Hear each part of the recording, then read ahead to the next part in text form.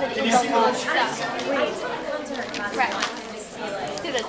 Okay, good afternoon. Hello everybody. Welcome back. After our first class and after the break with Labor Day. So welcome back everybody. Some announcements. One is make sure that all of you inform your section leaders that you are in the lecture. Okay? So attendance will be taken on the lecture through the section leaders. So just make sure that they know that you attended the lecture. Okay? We are not going to circulate a paper where you sign. It's just the section leaders should know. It's a small group. Everyone has only 12. So just make sure that you tell them that you're here. Yes? So the lecture leaders that were not here last week, could you point them out again? Yes, sure. I think just each section has a piece of paper. If you want. Yeah. Is that way that they can someone from each class just hand out a piece of paper and sign, write your name from each section, and then you'll all sign it from each section? You can just ask them in the workshop if they attend the lecture. Yeah. Why not do that? With just the students. That's retarded, because we're not all sitting here. I know. Yeah, it's like, I'm at the point too where it's like, I'm not really like on set with my section. It's like, fuck that. Well, that's something Okay. Let's start. Let's introduce the ones that were not here last week. Yeah. You want to go ahead? So who is not here? Oh, Katie, Barcelona. Katie's here. Hi. Yeah. Stephanie is here. Last week what we did was talk a little bit about your area of expertise so they know you. Yeah. We want everybody to be able to access all the instructors, not just the section. Oh, just like who I am? Yeah. Okay. I am Katie. I'm a graphic designer. I work at Pentagram, which is just a few blocks away. This is my first semester at Parsons, so I'm very excited. So go easy. I'm Stephanie Kubanek, and I'm an industrial designer, and I've been until recently working for Pentagram, which is starting my own design. Great. Let me start with questions and answers. So let's take around 5-10 minutes maximum on if you have questions. So the first week what we did was to go over the course structure. We gave a lecture about designing the knowledge economy, and we introduced all the section leaders, and we provided you with overview of the readings, what colors your parachute, as well as an overview of the 5 minds from Howard Gardner. So this was the basis for you to start doing the exercise that we gave you, that was on what colors your parachute to identify transferable skills. Okay? So I'd like to start with questions and answers here in terms of, do you have any questions about the course? Do you have any questions about the assignments? Do you have any questions about the logistics of the course, the structure, or your instructors, the lecturing, workshop format, anything? Can be content, can be format. Do you have any questions?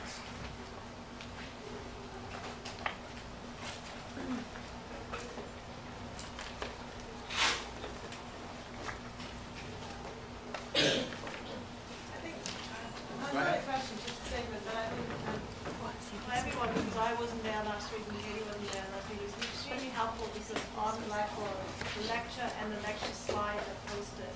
So it was very helpful to go back, and me wasn't there to actually view the lecture, but also go through the slides with some time, and I'm sure you all take notes, but sometimes it's difficult to take notes and listen, so I think it's been really helpful. And to go to Blackboard, go under lectures, and we find the slides, and we find also the video of the lecture. And then on the reading tab, we find this video. Right. And we're going to do that each week, so just be sure to check that out. It'll either be under lecture by the week 1 through 15, or by the lecture by the week and readings by the week. Yeah, and since it was quite a big file, so the lecture is divided in 3 parts, but it's very clearly kind of named, and it's, you know. Yeah, the first video was in 3 pieces. We're going to try to get that smaller into one video, but we're not sure yet. It's not very. IT. But keep in mind, this is not a replacement for attending workshops and lectures. Okay? Absence will count, and look at the syllabus for attendance policy. So this has all 6 sections in here. We're going to pass it around. Please do it quietly and just write your name in whichever section you're in. So you have the material online for the lectures and the slides. This material that you can go back and you can review this content and use, because many times when you're on week 7, 8, things are going to just accumulate. And it's important that you go back and review some of the issues that we have done there. Okay? Questions, concerns, comments, suggestions?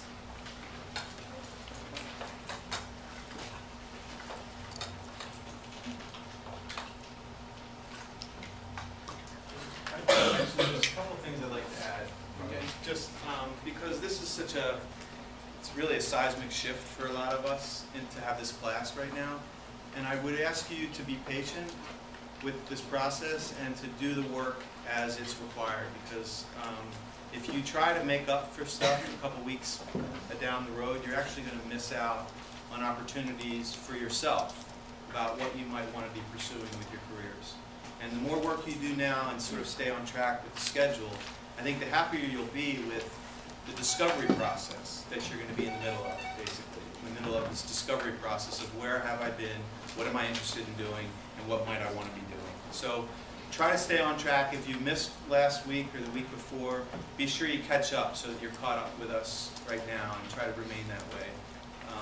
So I just wanted to say that because it's an important thing that we're doing here, and you haven't necessarily, some of you have not had courses that have led you to sort of be mindful of the work that you did, the competencies, the experiences, the skills, and we're asking for you to do that now, basically bringing it all together. And there's going to be lots of support with, lectures and materials and readings. But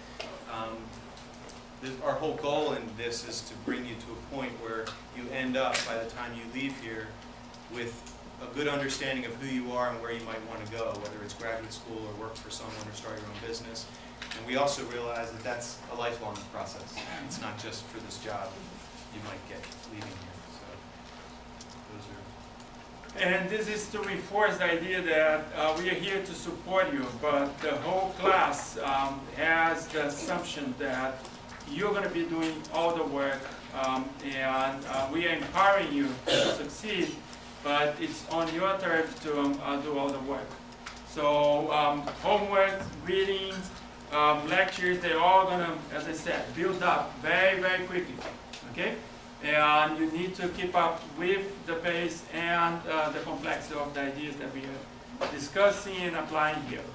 So use all the resources that you have available, but this is not a class in which you're going to be just doing checklists. Oh, I did that, and I did that, and I did that. This is a class for you to reflect about where you are, where you want to go, the course that you want to take next semester, the kind of jobs that you want to take, and how you plan for your future. Okay? So keep that in mind. This is you taking advantage of all those resources rather than just going step by step, following everything that we take. So in terms of the course syllabus, we ask you to do this visit to the ID annual review for you to get an example of how work is being presented, how ideas are being framed, and what kind of competencies you start to find embedded in all those artifacts. So we just want to keep you immersed in that process of reflecting about that. Let me just add one thing too. Just in regards to the AIGA homework, I just want to say this is for the faculty as well as all of you. One of the reasons for that project was to have you look at how projects are professionally presented. titles, labeled, materials, brief description, and that hopefully was a beginning for you, and you've had lots of years of experience before this, but again, to reflect on how you want to frame a project. And so hopefully that was a step into that world. You'll continue to do that. You'll be aware of what, obviously, we also said what inspires you, but maybe there's things that completely, you know, did not inspire you, which is fine. Did you have a question? A syllabus. We have on Blackboard. I can hand you one. I might have an extra one. So that was the intention for visiting the exhibition. If you, there's also links to websites for lots of those companies that had. So hopefully you did that. We'll have a chance to look at some of that work. Or you'll just use it for yourself to sort of monitor how do I want to describe a project that I did back in, 2 years ago or last year, right? So that might help. So this was one of the assignments. The other one was the assignment of the reading that we gave you on what colors your parachute. And if you look back into that reading and the homework that you're supposed to do, you're going to see that the key question there was to navigate the process of identifying your transferable skills. So the notion of identifying what are the things that you do best, that you can articulate, those intangibles, those things that are your knowledge base, that allows you to transfer from past experience, something that you learn. It's not about content, but more about the skills, the ability, the competencies of doing something that you can get from the past and you can apply in the future. So people will be hiring you because of what you can do in the future. Keep that in mind. So the transferable skills here is exactly those ideas that look for your life, look for your professional work, look for your academic work, and identify the skills that you acquire through your life. Not only just at school, but through your life. School is just one more process in your life learning. Okay? And then identify those transferable skills and start framing them. He also asks you to identify what are your uniquenesses. The things that you qualify, that qualifies you as unique in terms of your transferable skills. Okay? So that was the assignment for today in terms of your workshop. So today in the workshop, you'll be presenting, discussing, and critiquing that assignment. So all the section leaders will be working with you based on the homework assignment that you have done. Again, keep in mind, if you don't do your homework assignment, then you have nothing to show. This is a class that if you don't do your work, the instructors are not going to be lecturing to you or doing anything to you. You need to bring your homework and you need to show in class. If nobody shows anything, then we have nothing. Okay? So that's the workshop, how it's going to work, is that you bring your material, you show, and you produce also there. This workshop, particular one, is going to be for you to show your transferable skills and discuss. So section leaders might want that to be a critique with all, might be something that breaks into small groups and people are discussing and the section leaders go around. So each one will have their own preference, their own way of doing, but the goal will be to analyze, critique, and discuss the transferable skills that you identified through the reading on what colors your parachute. Okay? Also keep in mind the reading from Gardner that will help you and inform you on the kind of skills that you might be wanting to frame or identify. So it's not only identify your own transferable skills, but looking for the 5 minds from Gardner to identify the kind of relevant skills and competencies that it's going to be in high demand. Let me just anticipate where we are today. So today we're going to talk about design competencies. I'm going to start the slides here and show some of the, go from transferable skills into very focused design competencies. Okay? We're going to talk about what we as a school and throughout the programs we try to teach you. And then you can start identifying in all your course syllabus, in all your past experience in the university, where are those things. And you might start identifying the ones that you have, the ones that you don't have, and you also think about your strengths and weaknesses in all of those areas. So we're going to focus on design competence today, and we're going to have a lecture talking about graphic design, just to bring back the basics of how to articulate and visualize information. That's going to be a core area of also of this course. It's not only that you reflect, but you can also display and argue for your knowledge. So if you look for next week, I'm going to post the new reading, Visualizing Data, and we already have the graphic design there. This is the reading for next week. Just to anticipate, next week what we're going to do, we're going to start discussing archiving systems. Because this is a massive amount of data and information that you're going to start organizing from now on. And you already have that data, and many of you probably have your own system of archiving. So we're going to put the structure into that. Ways that you can archive, catalog, tag, and then you can retrieve, organize, and present all that information. And can be a constant system of renewal in terms of adding more stuff and retrieving different kinds of information. So we're going to talk about archiving systems. That's the focus of next class, and visualizing data is the main reading for that. For next week, your homework assignment, after I finish the lecture here, I'm going to remind you, but the homework assignment for next week is going to be for you to look at all your internships, all your past courses, and your professional projects, your personal experience, and the projects that you did in the classroom, the syllabi, and start identifying the learning outcomes from those courses, and be able to articulate what did you learn, taking as a reference the learning objectives of those courses. If you start looking for all the course syllabi that you have accumulated through all the 4 years, and the project assignment, they all should come with the description what this course is expected to do for you, the learning objectives. So we design those courses with learning objectives, so, and then we do class activities that allows you to practice and learn and acquire those areas of expertise. So I want you to start looking back, because I have done that question for many students in the past, about what did you learn in that course? And they're like, oh, I don't remember. I don't.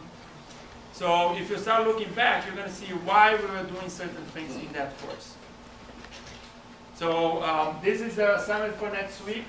And as a way of preparing for the workshop, you should bring at least 5 course syllabi, okay?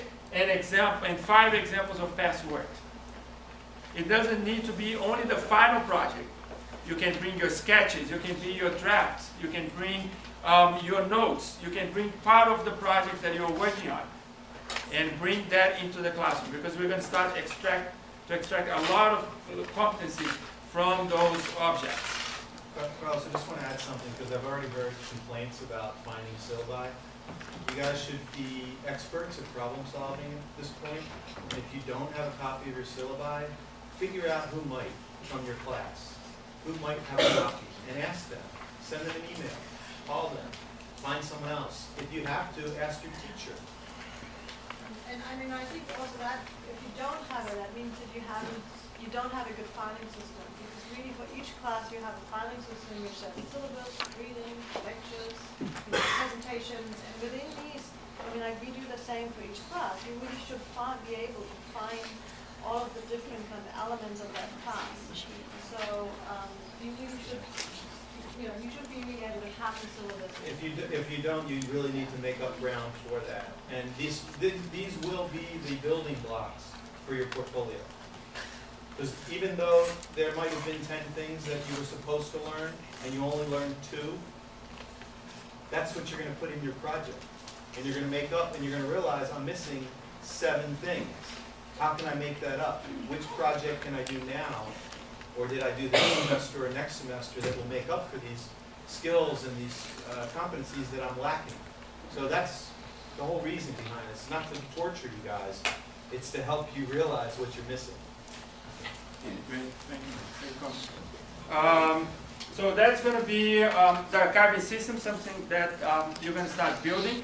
And in the workshop next week, you should have at least 5 of those projects as well as course syllabus. So your instructors and section leads can help you identify what we are talking about, the core competencies that you can extract, and then you can start framing those competencies. I can guarantee that there's a lot of competencies that you are missing, that are embedded in those projects that you don't see there. And maybe you have done those projects and you didn't know that you were learning those things. Okay? So we'll help you kind of identify that.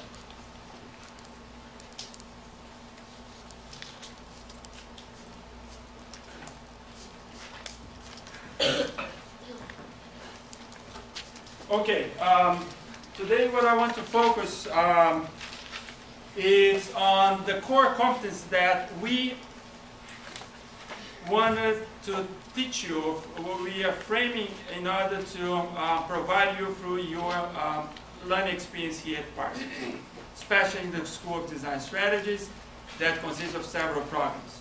So I want to focus on, if you look across all the programs that we have and the ones that are emerging, okay, we want to show you that all those programs and degrees, they all have something common. It doesn't matter if you graduate from design and management, a BBA degree, or integrated design, a BFA, or environmental studies, a BS, bachelor's in science. All of them come with some core areas of study and some core competencies that all of you need to master to be able to graduate from a school like Parsons. So those are the ones that here at the School of Design Strategy we identified, and we work the entire curriculum to be able to provide that to you. Not that all the time we succeed, not that we have everybody learning the same thing, but we offer that. In different degrees and different programs, we require more of something and less of something else. And then on other programs, like a BFA, would have to master certain kind of areas and less on other areas. So it's not about yes and no, black and white. It's more about percentage. Okay? I acquired that much of that and that little of that. That's good. Okay? That's what differentiates all of you. But all of you have something common, which are the core competencies. So I want to shift from what you identify as transferable skills. Remember that last week was all about transferable skills, your core competencies that you think you have. And I want to say these are the things that we expect all of you to be able to graduate with. So now we can start comparing. This is what we provide, this is what you learn. What are the gaps? What are the things that are missing here? What are the things that you might have learned but you didn't consider that you learned? When we start doing this exercise, you're going to see that the reason why we are framing those things because we are having a look outward, meaning we know when we expect the market and all the challenges that you're going to be facing in the future, graduate school, leadership positions, and even problem-solving situations in the future, they're going to demand all those kinds of skills and competencies and expertise in the future. So we are trying to show you this is a range of things that we want you to graduate with. We call those things more than core competence, graduate attributes. Things that you have to learn and master as you graduate so you can take with you. So I'm going to navigate them. I'm going to post that also on Blackboard. And then you can go back and review that. I'm not going to read sentence by sentence, but I'm going to just frame what are the main areas that we expect you to graduate with and acquire through our courses. So you can start looking at, oh, those are the transferable skills that I identified. Those are the other areas that the curriculum was provided. So you can look at the course syllabus and start matching. And you can also start refining the things that you have written, okay? And framing different ways. Because one of the things that you're going to see is that as we create the archiving system, you're not going to have only one portfolio. you're going to have multiple portfolios. Depends on the kind of situation that you are, how you want to present yourself, for whom and for what case. So keep in mind that more important than having a portfolio is to have an archiving system. Because if you say, I want to go to graduate school, and I want to apply to a design consulting job, or I want to be an activist, or I want to apply for a grant. Whatever you do, people are going to be asking about your background and your areas of expertise. Okay? So, one of the core areas that we expect all of you to learn is to understand this very complex combination of systems. Understanding social systems.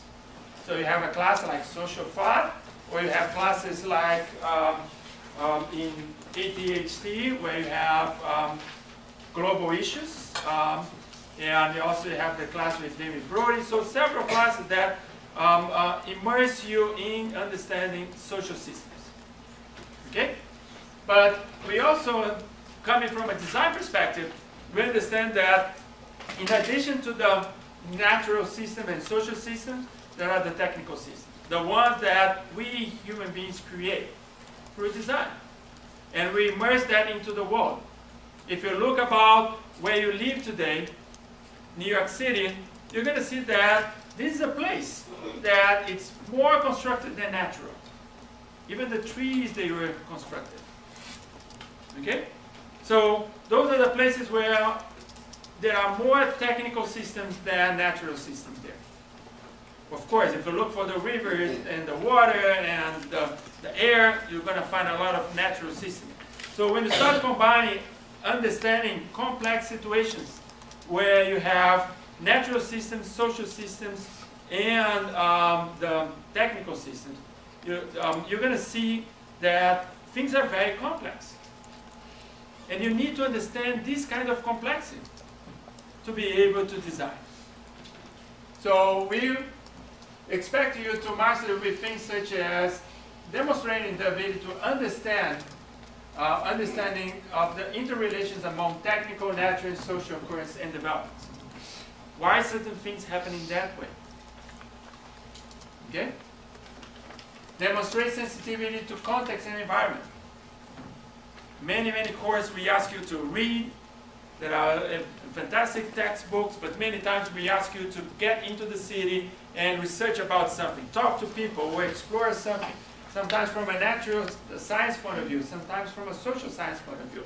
When you learn how to use ethnography, or when you come from and use biology as a focal point to understand a certain phenomenon. Or you just look from an artistic perspective. You look for colors. You look for forms and shapes.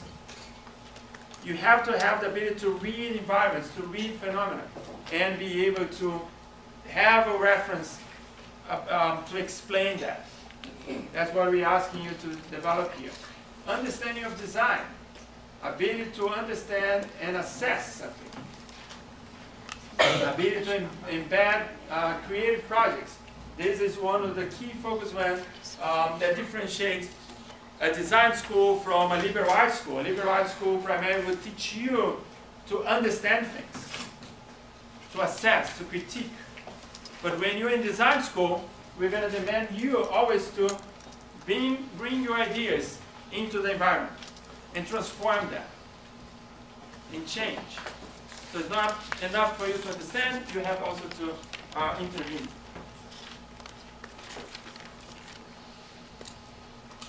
This is another cluster of design practices. These are the things that you need to know and become very knowledgeable and very skilled at doing at any time. In terms of design, demonstrates the capacity to imagine innovative solutions.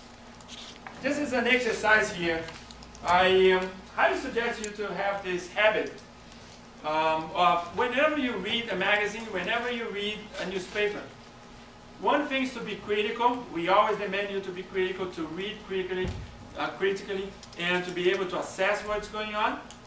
But this is a very passive dialogue with your reading.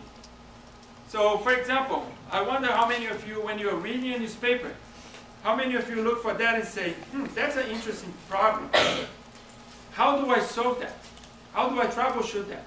How do I start making an intervention in that context? Whatever you're reading. From the Fashion Week to war in the Middle East, to the waste collection in your neighborhood, whatever you're reading. If you have a design mindset, you have always to start thinking, how do I do something here? How do I intervene in that context? You don't need to be doing a project to do this exercise. That's what I'm saying, that you have to demonstrate the capacity to imagine of innovative solutions. You see something, can you react immediately and say, this could be that way instead of that way? This is how designers think. And you have to demonstrate that. Ability to speculate about alternative futures. Capacity to use data.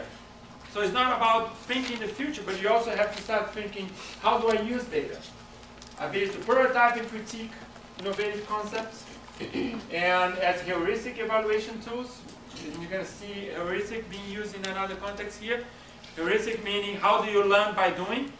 What do you discover by doing? There are many things that you cannot anticipate. Any one of you that has participated in design projects, probably and hopefully you have learned that you can only learn the new possibilities or new ways of doing if you do it. You cannot anticipate, you cannot plan. That's heuristic. You learn as you're doing, and you discover things as you're doing. Ability to develop artifacts. That's the basic of design school. But you also have to have the ability to do research, and you also have to have the ability to think about what kind of research you need to do. So it's not enough to know how to use a certain technique, a data collection technique. Oh, I'm very good on doing interviews. Yeah, but when do you use interviews? When do you observe something? When do you take pictures? What are the moments and situations where you use certain techniques and not others? So more important than knowing how to do research is also that you also learn when and how to apply research.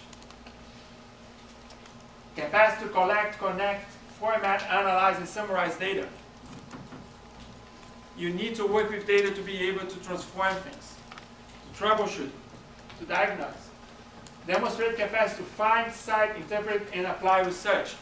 Keep in mind that research is not something that happens in a vacuum. It's not something that you alone want and decide to do research, and as if nobody else knew anything about that thing.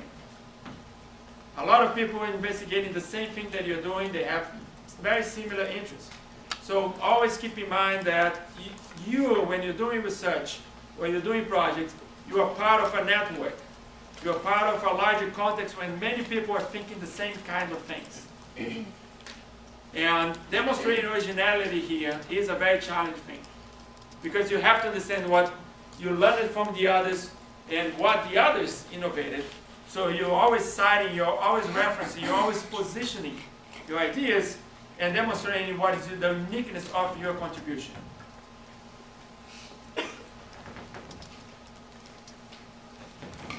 Business modeling and management.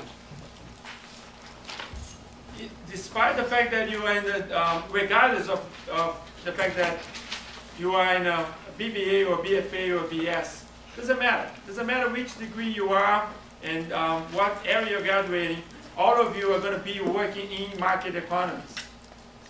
In market economies, they demand you to understand business. Even in your daily life, you need to understand the basic principles of business and finance. You manage your own finance. Okay?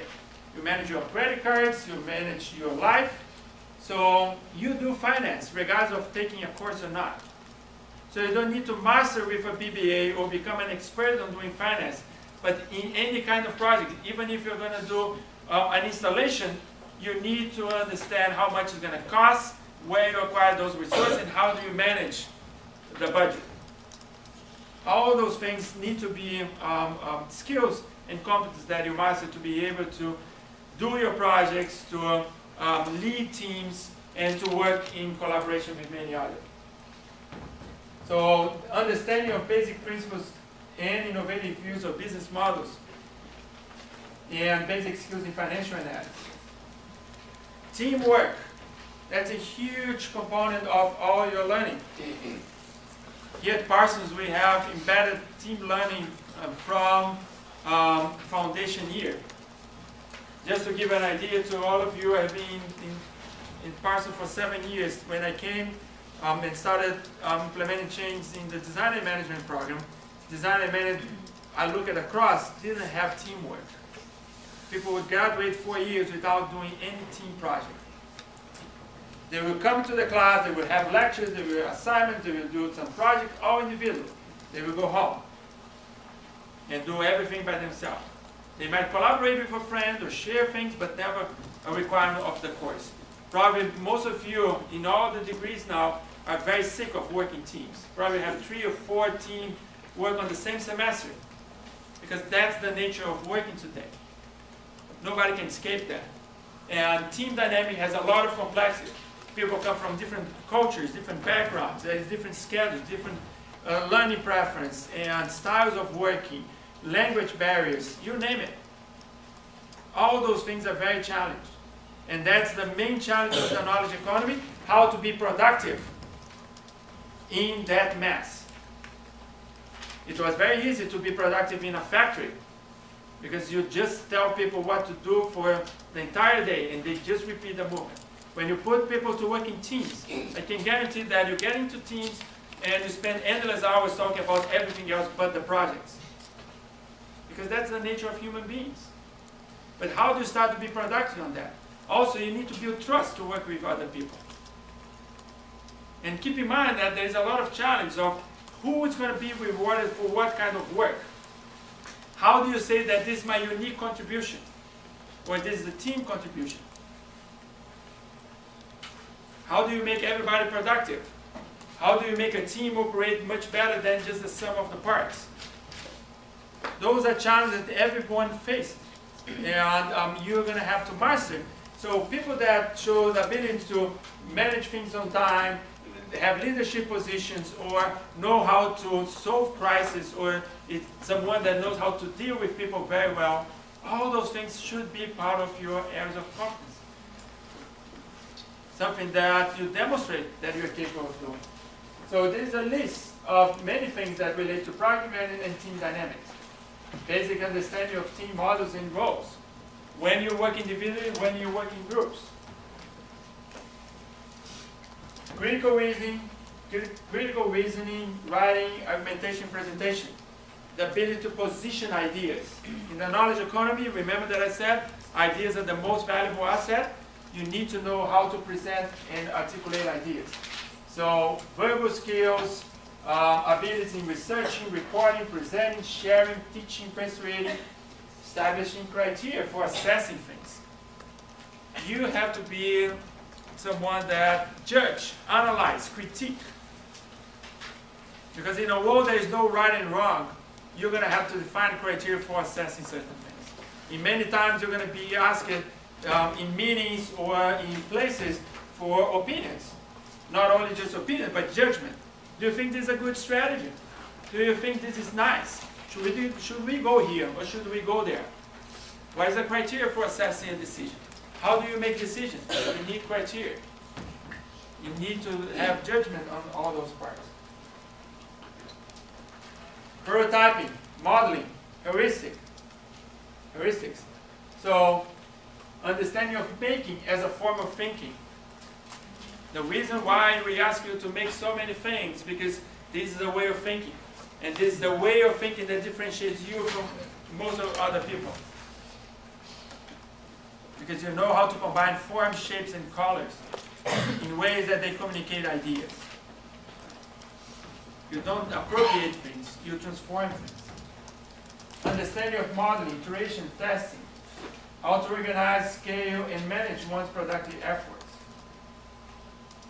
And the last one here is how do you develop your sensory aptitudes? Demonstrate the ability to sketch and present ideas and process visually, and to use drawing as a problem-solving tool. In all the places that I've been researching and looking for, all the people in the leadership position that I talk and see their work, they spend a considerable amount of their time just sketching things, because that's their language. That's the way that they think. Many times they stop talking and they draw, they sketch, just to be able to communicate an idea, rather than trying to be forever explaining or talking about something. But it's not only to visualize an idea, it's a way of constructing an idea. How do you troubleshoot things? How do you solve problems? By sketching. This heuristic process. Select and employ appropriate visual media. Many of you ask us, like, oh, when we give you an assignment, you have to do a video. Oh, I never have a video class. Well, go for it. Learn it. Because you're going to have to identify what kind of media you're going to have to learn. And use which is more appropriate for the kind of project that you're going to be working on. So these are the areas of competence that in all the programs in the School of Design Strategy we expect you to master. And this is distributed through all the course syllabus. So you're going to find many course syllabi that has some of those and not all of them. And you have to start looking for those. They're not going to be described as we are listing here, but you're going to find very similar ways of articulating those. So as I said, based on your transferable skills that you did as an exercise last week, you should revisit that list that we are providing here and start looking at all your course syllabi, look at the internship and professional experience that you have, life experience, and start reframing, articulating, creating this huge database of competencies. Okay? And next week, we're going to provide you a structure to start organizing those competencies, or an archiving system for them. Okay? So those initial class, it's for you to see how much you have learned and all the things that you have acquired through all those years. And then we can build a library, and then we can put an archiving system, and then we can start constructing portfolio and ways of articulating your knowledge. Okay?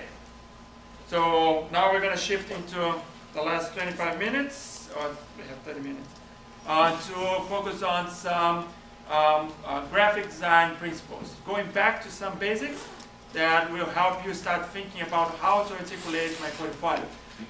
Online, in a tangible physical artifact, paper or whatever format, but we want to start going back to the basics of graphic design for you to be able to articulate your visuals and your narrative. Okay? So, Robert, you take it now. Thank you,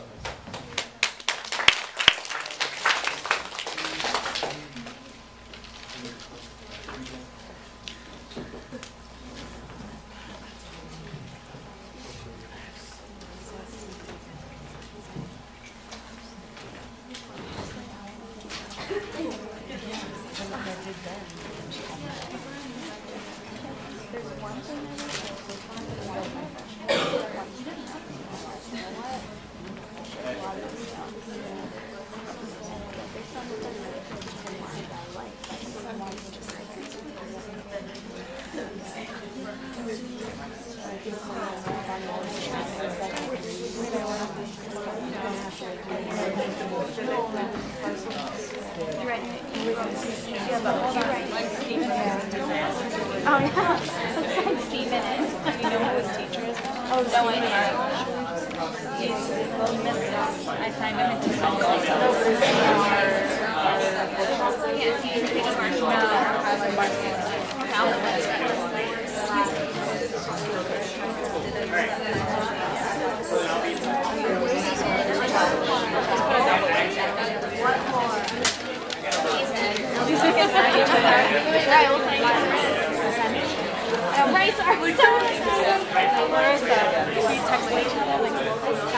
Just so you guys know, Carlos is going to post the reading and the slides in Blackboard, so that will bring you guys up to date. After class, you will be able to access that, and then Lisa will be able to post this work in the next day or two. We're going to do that. So, in the meantime, Lisa put together, I helped a little bit, presentation about graphic design, layout, and visual principles. So we're going to get started. It'll be a little bit of a team, but I think mostly it'll be Lisa talking until I decide how much I really want to talk. Good morning, everybody. Great. So we are going to talk about graphic design a little bit, but not really graphic design as you are going to be a graphic designer in any way, but how can you use graphic design in a strategic way to help you do what you're already doing, which is presenting your work and presenting ideas at any given time, whether you're talking to your friends, your family, your colleagues, employers, grad schools, whoever that might be, right? So as far as layout, and with the example of the book is where I'm going to be talking mostly from today, but with the book is just a example of a thing that uses principles of layout. So as far as the way that it relates to other things, whether it be a poster or a website or any sort of other media, they all come with the same ideas.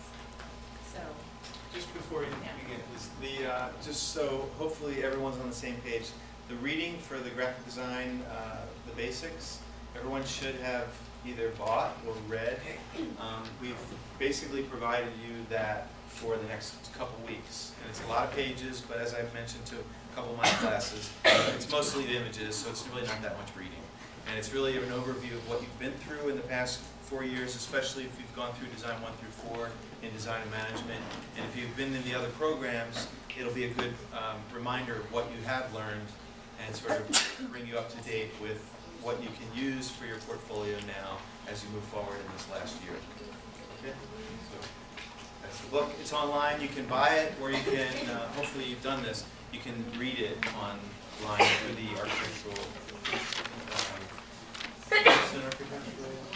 press. If any of you guys had trouble with that, or if you, Yeah. There was like a link you posted Yeah. that didn't work. what, But when you put in on that site where the link was, when you put in the name of the book, it actually shows up. But everything else is just like saying not found. Right. were you able to find? Yeah. You were able to But find it took me like 20 it. minutes. Took you a little work. Yeah. Okay. So if you've had trouble, just find someone who hasn't, or figure it out. It's really not that complicated. That was my. Okay. So what is a layout, what does it do, and how does it do that, and how it relates to the principles of design. In this case, we're talking about the portfolio, this layout, this thing that will be talking about your work. Perhaps it's the primary means that you'll be talking about what you've done here, what you've done before your coursework and your internships.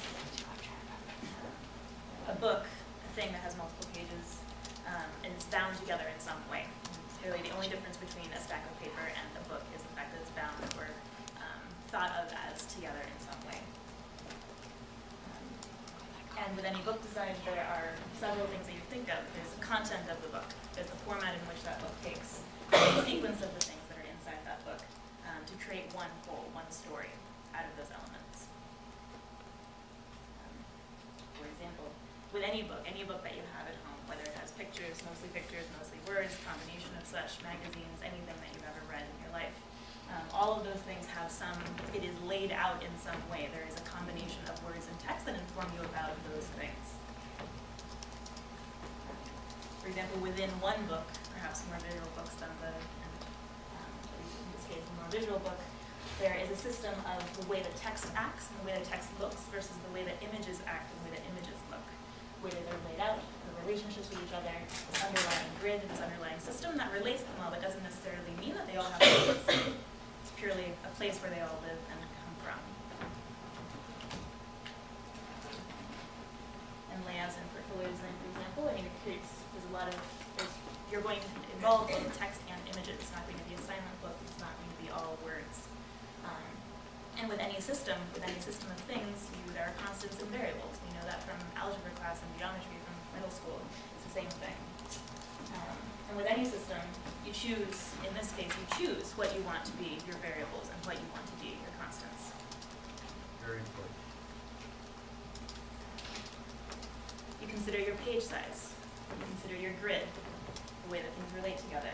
Alignments, both alignments, literal alignments versus maybe using that grid, and alignments of content and alignments conceptually.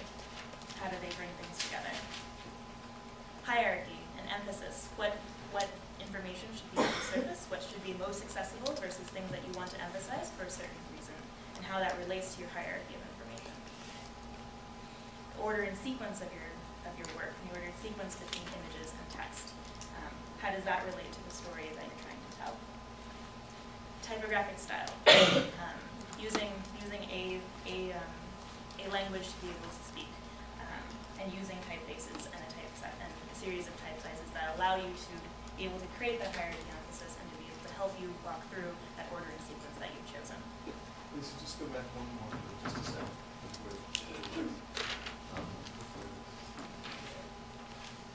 Where you went to your slide before this. So this part that I was saying is really important. I just want to emphasize it because in the parachute book, it talks about, there's a quote, I forget who the quote came from, but if you don't, you choose, this is your opportunity to choose your layout, your organizational possibility. If you don't choose it, someone will choose it for you, or you'll end up with something just by chance, and you'll be like, I don't know why I did that. I was rushed. I was forced to, and I had no time to think it through. So this is all about giving yourselves time to think through and then choosing what's appropriate for you. So just want to emphasize the choosing part.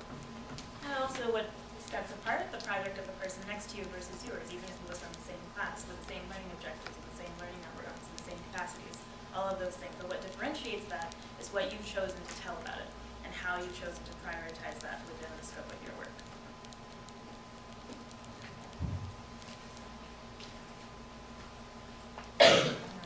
Two practical aspects to keep consistent as far as this layout is to keep a consistent grid and a consistent type system, or typography. As a brief example, for example, you have a amount of information. We've all been to museums, you've all been to the AIGA gallery this past week. For each of those labels, there was a project name, there was a category it was in, a person that it was by, and some caption information that supported what it is that project you were looking at. So for example, for any sort of module information, there is information there to be gleaned. How can you make it easy for one to read and see that? In this particular example, you have information that say you've flowed into InDesign. And you have title and you have information, factual information about your project. But it is purely thrown in the way that it's going to in a default way. By making really small changes with your typography and the spacing, you can create hierarchy. And you can create modules of information that you can actually access quicker without actually having to read all of it. Okay? You can know purely through the way that it's spaced that there is something that you read and understand together versus some supporting information versus information that is clearly sentences and different from the rest of the information. This is the beginning of, thank God, there's organization happening. If you go back to the first slide, you'll see that that's why that. Okay. And also making it easy for you to navigate the information and others to navigate that information. No one's seen your information before, but if you present it in a way that allows it to be easily accessible and easily a way in, you can allow for a person or a group or an idea to come through faster and more efficiently. You can get to the point. And just one more about that last slide. If you go back to that, if you do this consistently, then your audience, when they're flipping through your book or they're flipping through your website or whatever, they'll know where the eye is supposed to land to look for the title, the location of where it took place, and the description. And you won't make your audience crazy wondering, where do I look for this information? So that's a very important point that I want to make, because it's such a vital element to how we comprehend information. So, because our mind and our eyes are used to going to a certain place, and we want to keep it easy for us to follow that. You don't want to put people through some sort of torture to follow your project or your work. And to follow on that, it's also about building trust with the object or with the group of information. For example, when you go to the museum, you know every time you go to that card on the side of the work, that you know what information you can get from there, anytime and at any point. I know what it is that I'll expect there and what it is that I'm looking for if I'm looking for it. And again, it's a system of informational trust in a way, So to follow along as you were saying, if in this, whether it be a website again or a poster, this portfolio with multiple pages, that thing will contain these modules of information that will allow this rhythm and this presentation to feel like it's coming from one mind or one type, one person who is speaking with that information, and it has it ready for you whenever you need it.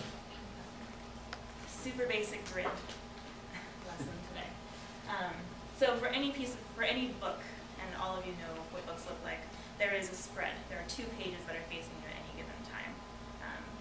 And in this case, you're going to imagine the book and imagine the grid below it. Here we have a spread with a margin here in the middle, a couple of grid columns in order to, again, show a basic grid, and some outer margins that we'll utilize in a moment. And in this case, you have 2 spreads in a row. You have some information. You have some text information. You have some images, and again, they're living together within this space. And in these 2 spreads, I'm going to tell some story using images and text. Using the grid, for example, you can have images that are full page, and smaller modules, and that is using this one consistent, again, this grid underneath. That doesn't necessarily mean that everything has to be a small box, and everything has to be a column, but it means that there are places and options for you to use, and again, sort of creating those alignments, both visually and conceptually, through the use of this tool that you have behind it. So for example, in this particular example, you have an architectural project. There's an elevation, there's model imagery, a series of diagrams, a technical drawing, and a final rendering or image for the project. And with this, you also have the upper information saying what the project is called, supporting information, and perhaps a brief introduction to what it is that was achieved here. And you have an arrangement of things. And with the grid, this example here, versus without that, you see that there is, again, the differences in scale and differences in emphasis depending on how much attention and how I've arranged a particular element in relation to others. Scale is relative. No, it's relative. With those exact same images, I could also create this layout with the same grid, same images, essentially, but with a completely different set of priorities in visual scale. For example, in this particular one, the model photos are huge because that was what this particular person wanted to emphasize. That was where their craftsmanship and their contribution most melted. They're still the referential images of the elevation and the diagram and technical drawings, but that is less of an emphasis and less of the story, the core story that I'm trying to show here. But again, these are the exact same images, but it tells a completely different perspective on what this project means and what this project is conveying. And just to point out, this is a great example for you guys who worked in team projects to figure out, okay, I was in a team project, but I was only responsible for X, Y, and Z, and other people were responsible for the other. So you can decide in images and scale what you want to emphasize in terms of how you want to present your project. So these are tools. And another point I wanted to make about the grid is that some people look at the grid as a barrier from creativity. I see it more as a place for you to be creative because there's a simple structure. And we showed a 4-column grid. It could be 8, it could be 3, it could be 4, whatever. It doesn't really matter as long as you have a place to know where to put your stuff. Lots of flexibility. So yeah, this point about emphasis is important, especially with team projects. And all of us know the principles of design. We've all had 2D design and we've all gone through that. But it's one thing to have it and to have it in the back of your mind. It's one thing to remind yourself of them every once in a while. And to know that in everything that you ever do, there is these principles lie underneath them and you can find them anywhere. Point and plane, rhythm and balance, scale and proportion, texture, figure ground, color, framing, cropping, framing both image and framing ideas, hierarchy in relation to layers, grid and pattern, and time and motion. How those things are, how you play with these elements in relation to each other, tell different stories and tell different, and again, have inherently different stories in the way that you treat those elements that you have. Just under 15 minutes. Okay. for example, I mean, with 4 squares on a sheet of paper, I mean, that is not really telling me anything. But at the same time, within it contains already a story. There are four squares on a sheet of paper. But they can do many things, and they can act as many things. And they can start telling stories inherently, purely by the form and the way that they're arranged on a particular page. So already, underneath everything, there's already a visual story. Under anything that's visual that you've ever seen and that you'll ever make. And how you control that and play with that and know that there's things that you can do both very subtly and very overtly that can create a different reading in all of those elements. As you'll see as you go through that book, which, I mean, again, is really a great reminder of applications of these basic design principles without using necessarily just squares and circles on sheets of paper, and applications of these through projects that other students have done. That's what the great thing about that new graphic design basics book is. Because we've all seen the squares and we've all done the circles, and there's a lot to learn from them. But it's also another thing to see what happens to them as you take it one step further, because that's what all of you are doing in all of your courses. As far as consistency versus variation, rhythm that's consistent versus rhythm that's inconsistent.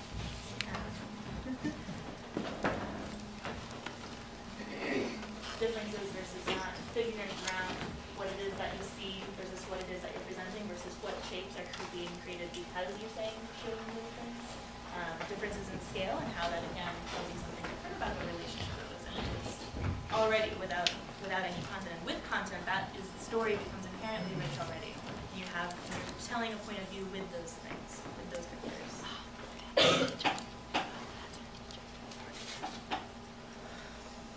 For example, and again, with every book that you own and that you have, there's two ways, at least 2 ways, before really to look at that piece, that book, or that piece of printed matter that has a layout or has an organization. There's one way, which is the way that we always do, which is to look at the book because I want to see the content, right? Everyone does that. There's also reading the book and reading the object and reading that layout as to how it is structured and how it is helping me glean what I need or how it is not helping me glean what I need from that presentation. So with every book, there are great examples of how much information can you represent within a particular image. For example, a photo doesn't just have to be a photo. A photo in combination with a diagram could make a more informational and more informationally rich visual moment. The combination of more taking statistical information, making it visually mean something through purely the way that it sits on the page. How can I help my audience, whether it be a person or a group of people, how can I take them with me through that information, have them more consistently understand my opinion about that particular set of information, not just the information as it stands there. How do I bring the point out? And how does visuals help me do that?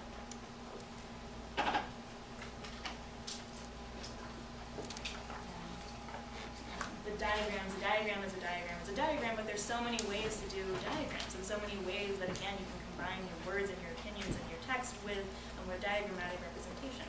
And all of you have done this in your courses. And how do you take that again to look at that and see how is it really telling you everything?